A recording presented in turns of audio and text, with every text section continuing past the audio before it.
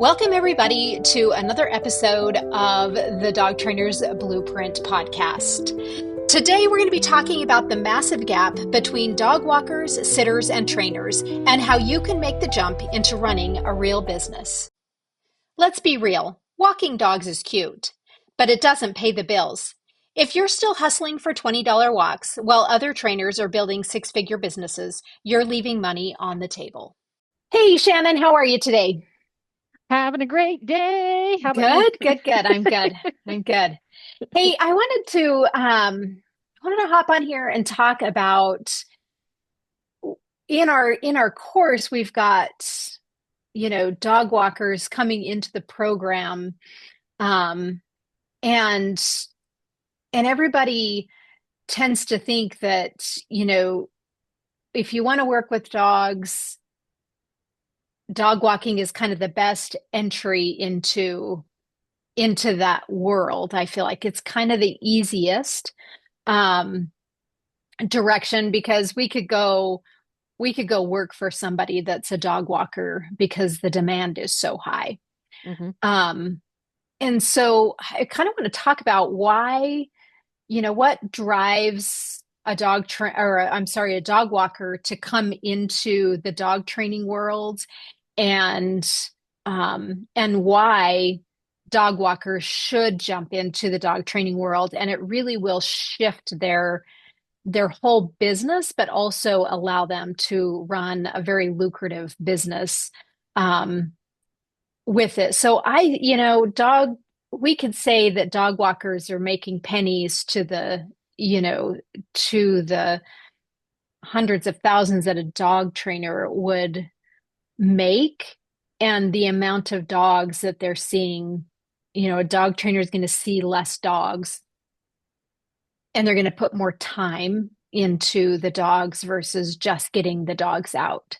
So let's talk a little bit about dog walkers and kind of their business strategy, I guess, and how it's just a natural move into this world of dog training and making that shift. Okay. So I think like the first part of what you said is not wrong.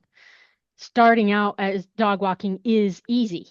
Hmm. You can just you can walk your own dog in your own neighborhood, and Yeah, everyone that lives in your neighborhood will ask you to walk their dog. yeah, So yeah, so the entry point of it is easy, right? And then right. so you're like, great. I already have all these immediate clients that I just got from walking in my own dog on my own street, Yeah, yeah, because like yeah, I love walking, my dog is well behaved, and so yeah, boom, you start your business like that in right. like a week. Okay. Hmm. So Hmm. then why is it hard? Because everyone's dogs are bad. Yeah, People aren't walking their own dogs yeah, yeah, because the dogs are difficult to walk. If their dog was great and lovely, they would walk their own dog, right? right. And also Yeah, people are really busy. Some people feel like they just don't have time to do time. that. And by Yeah, not engaging in that activity, also their dog is bad at walking. right, And right. so then it becomes this really hard job where you're not getting paid very much money, because how much is your neighbor going to pay you to walk their dog? $10 Right. for Yeah. a dog walk? I Yeah. don't know Yeah. even I what the think the rates are. going, yeah, I think it's around, gosh, we should look that up. What's the It's going been so rate for long dog? that Yeah. since Yeah. I've Yeah. charged such a low rate that Yeah. Yeah. I It's, don't even know. I don't even know what it is. And so look it up. But in the meantime, we'll just say we're walking for $10 for a dog walk. yeah. Yeah. So then to make the kind of income you want to make, you're going to have to walk a lot of dogs a day. Yeah. 8 Yeah. hours of walking, 12 hours of walking, 15 hours of walking, Yeah. to be able to make the kind of income that you want. Did you find Yeah. it? Yeah. It's 20 to $30 per 30 minutes. Okay. Um, See, that tells you that's, how long it's been since we walked yeah. dogs, Yeah. like as Yeah. a walker. Really, we're only 29. It's fine. So, so dog walkers come to us Yeah. looking for more information about training because the dogs are horrible. and Yeah, and in you're a ill day, prepared to handle it if you have yeah, no experience really with dogs other than your dog is good and you walk it in your neighborhood. right, right. Yeah. And I think too, I mean, even the hikers are making $20 an hour average. So, if you look at, in a day, maybe, you can take two groups of five dogs. I've seen hikers take a lot more than that. But you're maybe making $300 a day. Hmm. Um, where as a dog trainer, for a full schedule, a full day of 8 hours, I'm making anywhere from eight to $1,500 a day. Hmm. And you have So, a new specialized skill set as a dog trainer right. Yeah. to teach the dogs to behave better on the walk. Mm-hmm. So Mm-hmm. you have an Yeah. easier time walking them, but also then when they go home, they're better for the owners. Yeah. And that's why you can charge this premium pricing Right. because you have an advanced skill set that is worth Yeah. more money. Yeah. Yeah. It just doesn't make sense to stay in that realm when as a dog walker, you are getting business, and you're getting a lot more business because in general people are busier and they don't want to take their dog out. They like somebody else walk the dog, we'll just live with it. I don't have time to exercise the dog or do anything with the dog. And so Hmm. it's a very good business because there's not a shortage of dogs. But when you can take Hmm. that and move into becoming a dog trainer, where now you're charging $200 an hour, or you're selling packages where you're making an average on a monthly basis somewhere between 15 to $30,000 a month, to as Hmm. you move into behavior modification, that Hmm. you can grow and you can make more because your time is not taken up at hiking dogs for 6 hours in a day. I'm going to pick up five today, Right, and by the time I right. pick everybody up, get a hike in with them, and drop everybody off, you're 6 hours in to your day. So Hmm. Hmm. it truly, makes more sense to, and then you can turn those dog walking clients into dog training clients and offer different Hmm. things, get them involved with the dog, so that you have this Hmm. premium skill that you now get to charge for, and you've already Hmm. got the business. So it's a better stepping stone into Hmm.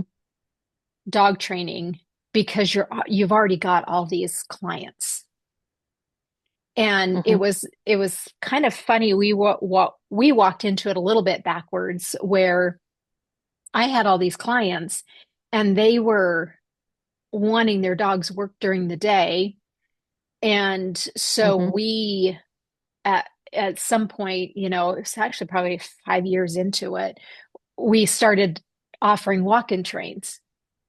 And the Hmm. walk-in trains became a premium Hmm. because we were trusted. We Hmm. come in, get the dog, and we would work it, and walk it. So we charged a premium Hmm. for that. And when we started versus what I would charge now for walk-in trains is would be probably 50 to $75 for a Hmm. 45-minute walk-in train.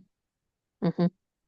And because I'm working the dog on all of its skills, loose leash walking, sit down, and especially those people that have leash reactive dogs Hmm. or dog aggressive dogs.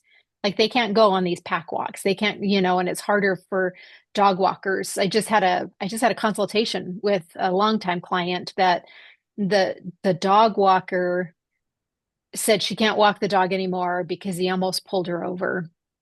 And then the dog hikers didn't want to take him anymore because he gets in the car and growls at everybody and won't let Mm-hmm. anybody in. Mm-hmm. Well, they don't know what to do with it.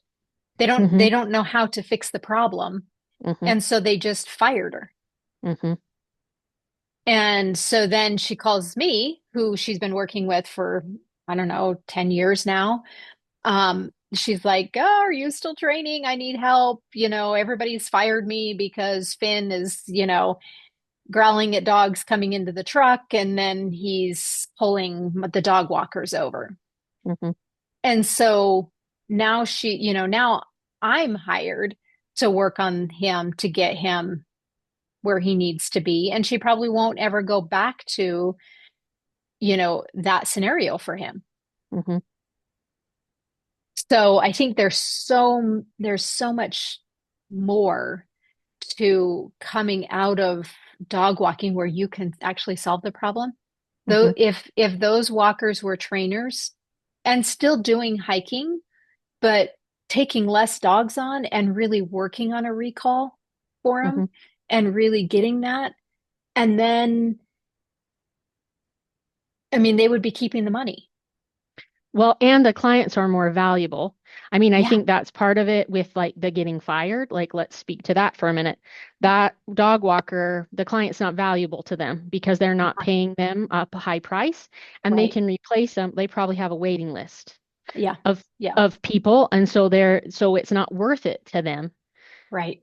because one, they don't know how to fix it, and two, the client isn't Yeah, valuable to them because they're not paying very much money. right, right. Whereas if you take the time to build these relationships with these clients and you are valuable to them, Yeah, then they will pay you more money and they're more valuable to you.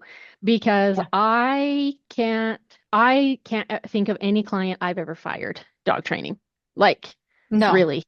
no. So, so Yeah, yeah. it's like that's not a thing. You know, Right, you right. don't fire clients. You're a part of their life for their whole life. Yeah, And yeah. their dog might die and they might go for a gap where they don't have a dog for a while Hmm. and then they will get another dog and then they'll call you again. Yeah, So you have these long time repeat customers. I right. really can't think of any that I've ever fired ever. Yeah. And as a new dog trainer that's starting out too, from a business standpoint, Hmm. you can have a steady income. You can create a steady income from walking dogs at Yeah, these higher prices. yeah. That frees up your time, right? That Right. allows you to go to private lessons and behavior modification lessons that are going to earn you more money. And then Yeah, also feed into that steady income yeah. as you're building up your clientele and getting booking more and more private lessons, Hmm. Yeah. you because that's one of the hardest things about being self-employed, I'd call it, running your own Yeah, business and being yeah, self-employed yeah, is yeah. finding a steady income Right. because like you'll have like everybody gets a dog at Christmas or something. Like Hmm.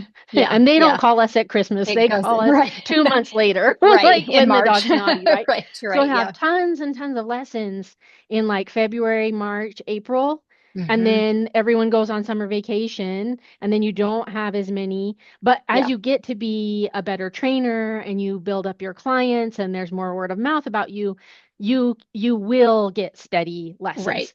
But Right. from a starting out standpoint, you have to build it Yeah. into that Hmm.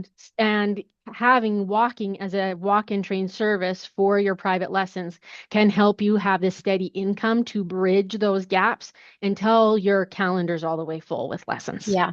Yeah. And then, I mean, Shannon, at our peak, gosh, we had several employees working for us just doing Just walk-in doing walks. trains. Yeah. And And I love walking, so I do a lot of my own, mhm, like myself, because I like it. But yeah, I definitely don't do 8 hours a day anymore. When I very right. first started, I Yeah. think I did 8 hours a day of walking with little lessons here and there, and then Hmm. gradually build up to more. And so I still do walking because I love it. Like I love certain dogs Yeah. and I want to Yeah. keep walking them. I love certain people. I do Right. like the aspect of the steadiness of the income, even though I do have a steady income from other things. You Yep. know what I Yep. mean? Yeah. But Yeah. so I think like instead of doing 8 hours a day of walking, I probably do 3 or 4, Hmm. so that's Yeah. way less. Yeah. Yeah. So we're not saying don't walk. We're saying make it an advantage Yeah. that you can earn more income from. Right. Right. And the dogs benefit more from it. So they're not just coming home tired, they're Hmm. coming home balanced and and their brain's squishy and so is their Hmm. body. Hmm. So there's so many benefits to offering a walk and train service that it's a way better balance and less chaos in your life. Um, and you get to make the dogs better Hmm. because you have the knowledge to do that. So I think that I think dog walking is a great gateway into becoming a dog trainer. And I would challenge any dog walker out there to get certified, get into school, make things happen so that you can better these dogs, but also really have a lucrative career at training dogs and even having staff working Hmm. for you. Hmm. Um, and and make the money instead of having to one take on a lot of dogs, two fire dogs because you don't care Hmm. because they're I only want the good ones. Try to um be dealing and handling like horrible behavior because you yeah, don't know how to change it. right, right, yeah, so you're just managing this chaos up there. Yeah, yeah. um And I do have a lot of clients that use dog walkers that these dog walkers could be making a lot of money. They could be taking my business away Hmm. in the big scheme of things. Hmm. So I think it's a good start, but I would just not leave it at being a dog walker. I would head into something that's really you can build a lifelong career at and retire from Hmm. and really set yourself up for good success. So um, I would just challenge that. And there's money, definitely money to be made. I mean, we don't we want to do a job that we love, but we also need to make a living and be able to survive in this world. And dogs are not going away, and people continue to spend money on their dogs, and they really want good dogs. I mean, that's really it's what they want. And they try and do that through dog walking and classes and training and just really you could be their kind of go-to person for all of it. Depending upon your setup, you could even head into some day trains or even and some boarding for clients. I mean, you really could be that one-stop shop if you Hmm. wanted to. Having all the skills as a dog trainer really allows you to kind of capture the full audience and be paid for everything that you're doing. Well, let's wrap up. What is one advice, Shannon, that you would give a dog walker as it relates to heading into becoming a dog trainer? Be careful about where you get your information from. Come and join our program. Yeah. I'm serious. We really try to make our program so comprehensive and no um, misinformation, no information bias, because everybody is a different person. They want to train in a different style, and they're going to be working Mhm. with different dogs and different owners. And so we really believe that there's no like correct only one best way to train the Mhm. dog. Yeah. And it's really easy to fall in that pitfall as a new person because there's a lot of places out there that say there is only this one right way to do things. Mhm. Yeah. And so keep your mind open and learn from as many reputable sources as you can, and just don't get pigeonholed into thinking there's only one right way to do something, because in your journey you're going to find a dog that that way is not going to work for, Mhm. and then Yeah. you are going to have to find a different way to try and help them. So Yeah. so don't be pigeonholed into thinking there's only one best way to do something. Yeah. And I think that was our not even I think that was our biggest goal of starting the college is a college is a full education with no bias. You learn it all and you get to take all of this and go on your journey with it. And we don't just teach how to train dogs, we teach how to teach people. We teach how to set up a business correctly. We help you with your marketing and your, just really getting into it and mentoring you. Hey, I'm stuck. I'm like not getting clients. I'm not doing this. What can I be doing? And that's where one-on-one mentoring comes in. And we're constantly adding to the program. So you get to be in it, you get access to stuff. Um, and it's a college. It's not a place that just makes you train a certain way or just do book work. There's a lot into our program, and so yeah, stay open-minded, learn as much as you can, but being pigeonholed can really jeopardize your business moving forward, and it will cap you out if you stay in one lane. So thanks everybody for joining us, and we will see you on the next one.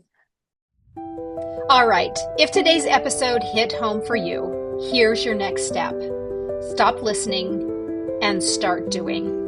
At Western States Canine College, we don't just hand you a certificate and send you on your way. We give you a full college-level dog trainer's education, business systems to actually get paid, and lifetime mentorship so you're never alone in this career. Tuition is $3,500, and the value is well over $10,000. When you add up the education, the business, coaching, and the support, other schools will charge you double or triple that and leave you broke. We don't play that game. If you're serious about turning your passion for dogs into a real business, go right now to westernstatescaninecollege.com and apply. Don't wait. The industry is growing, and the trainers who take action today are the ones who win tomorrow. That's westernstatescaninecollege.com. Apply now, and let's build your career together.